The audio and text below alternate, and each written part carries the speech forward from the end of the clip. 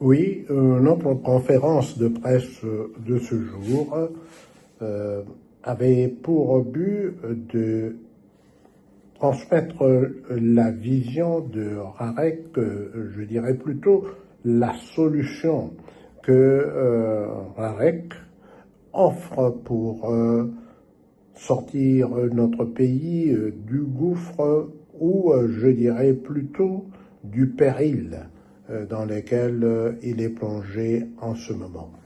Nous avons expliqué cette solution que Rarek a offerte à la nation, qui est caractérisée par les éléments suivants. Il s'agit d'une solution idoine, économique, pacifique et holistique. Nous expliquerons chacun de ces qualificatifs de la manière suivante. Notre solution est économique puisque elle permet de faire l'économie de vie humaine. Il n'y a pas une chose qui ait plus de valeur que la vie humaine. Les combats qui ont été engagés par les rebelles ont causé un nombre significatif de morts qui n'auraient pas dû être. La menace qu'ils continuent de faire peser sur notre peuple de poursuivre les combats pour arriver à déloger le président Tshisekedi du pouvoir ne justifiait en rien. C'est pas dans l'intérêt de notre peuple qu'ils se battent. C'est tout simplement pour satisfaire leurs propres ambitions et leurs propres appétits. Parce que il n'y a pas lieu de tuer ses compatriotes pour accéder au pouvoir. Donc, c'est ça la première économie. Et nous avons expliqué que l'argent qui est dépensé pour faire la guerre servirait mieux les intérêts de notre peuple que de s'aimer la mort et la désolation dans nos familles. Les solutions que Rarek propose est aussi pacifique parce que la guerre ou la défaite militaire, comme tout le monde a indiqué, n'est guère envisageable. Et on sait aussi que lorsque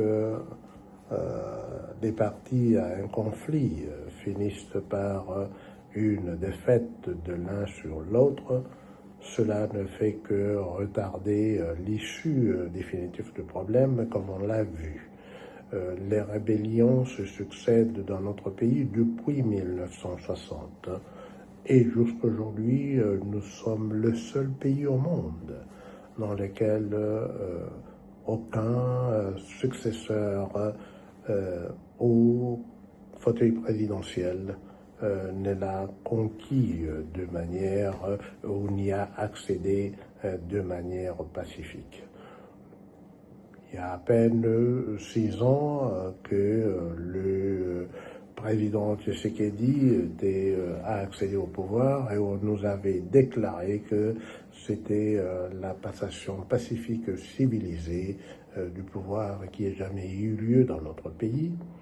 Il est ironique que ce soit la même personne qui avait fait cette déclaration qui aujourd'hui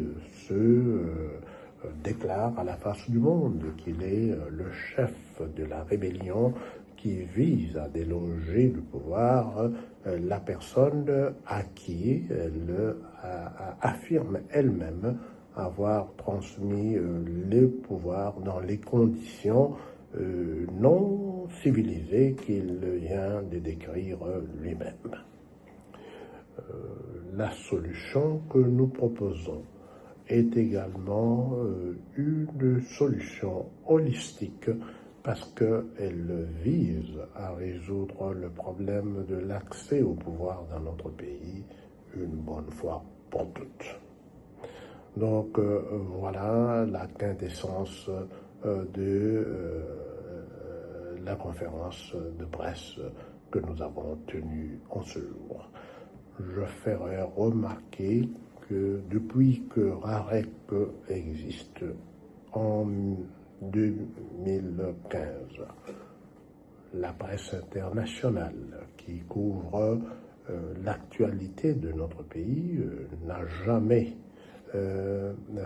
couvert les activités de RAREC parce qu'elle préfère continuer de s'aimer, contribuer à s'aimer la violence dans notre pays plutôt que de donner la parole à ceux qui préconisent de sauver notre pays. Donc, nous invitons nos compatriotes à tirer eux-mêmes les conclusions de ce comportement. Merci.